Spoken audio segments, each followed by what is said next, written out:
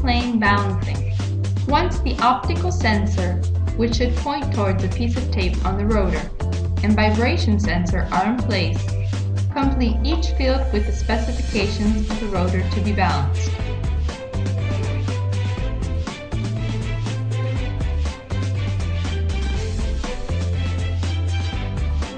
Position corrections can also be entered if necessary.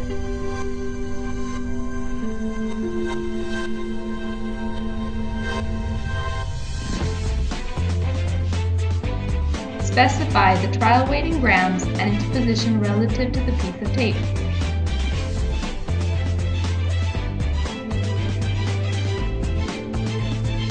Once the rotor is in motion, the screen will display the RPM read by the optical sensor and the vibration spectrum captured by the accelerometer.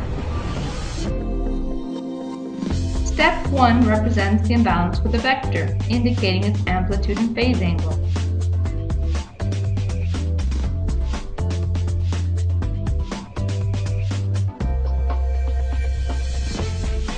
These values are saved in the calculation screen. Turn off the rotor and add the trial weight.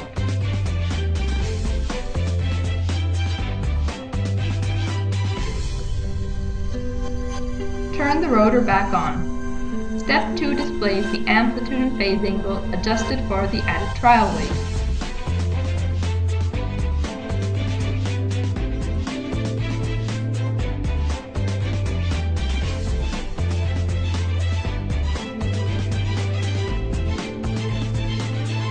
These values are saved in the calculation screen, where you will find the correction needed to balance the rotor.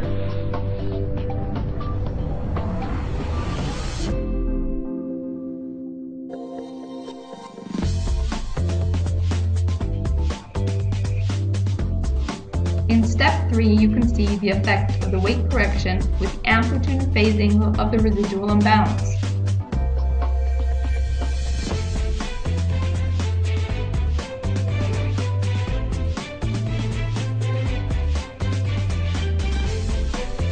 After saving this condition, additional corrections are suggested to further reduce the imbalance.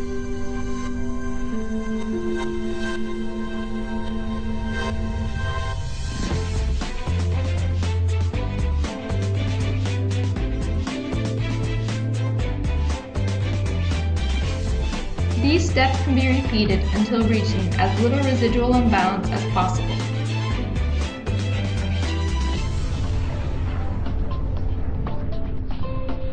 If several correction weights are used, the system can replace them with a single equivalent weight.